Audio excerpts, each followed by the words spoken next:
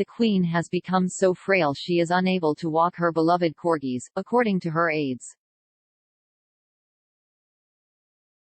Queen Elizabeth II has owned more than 30 corgis in her lifetime, but she has not taken her dogs for a walk at Windsor Castle for 6 months. The claims come after Buckingham Palace announced she will not attend the Commonwealth Day service on Monday. The palace did not give a specific reason for her planned absence from the event. The Duke and Duchess of Gloucester have also cancelled their attendance because the Duke has tested positive for COVID-19. It's thought the Queen may never be well enough to walk them again, The Sun reports. A palace source said, "She is not well enough. The Queen usually turns to her beloved corgis in time of crisis and stress and took them out almost every day after Philip fell ill and then died last year. They are an enormous source of solace, so it is a real shame." The Queen has always found solace in her loyal pet pooches, particularly in the aftermath of the death of her husband Prince Philip in April last year. In her absence, palace aides now take her 2 corgis and dorgi out for their daily exercise, sources claim.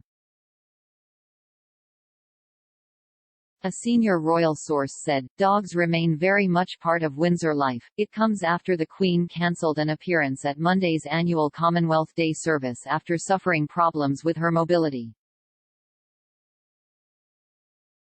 The 95-year-old monarch is understood to be experiencing increasing discomfort when it comes to getting about. Her Majesty will instead be represented by the Prince of Wales, Buckingham Palace said. The head of state, who has recently recovered from a bout of COVID, hoped to join Prince Charles, the Duchess of Cornwall and the Duke and Duchess of Cambridge at the Commonwealth event. The decision is not linked to any illness but is related to the Queen's comfort of getting to and from the service. A Buckingham Palace spokesman said, "The Queen has asked the Prince of Wales to represent Her Majesty at the Commonwealth service at Westminster Abbey. The service would have been the Queen's first major public appearance since reaching her Platinum Jubilee milestone, and the first Commonwealth Day service held in full since 2020. Ingrid Seward, editor-in-chief of Majesty magazine, said she believed the Queen would be determined to make the Thanksgiving service at Westminster Abbey dedicated to her late husband Prince Philip on March 29. Ms. Seward said, "It would have been a huge wrench to miss the Commonwealth Day service, but she is facing a dilemma these days where she must choose her engagements wisely.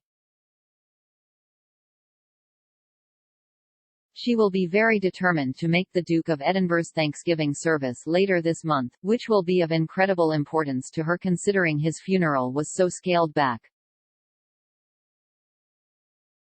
Her Majesty, I believe, is very like her mother, who was reluctant to use a wheelchair, so in her advancing years it's about projecting herself as much as possible for the big occasions."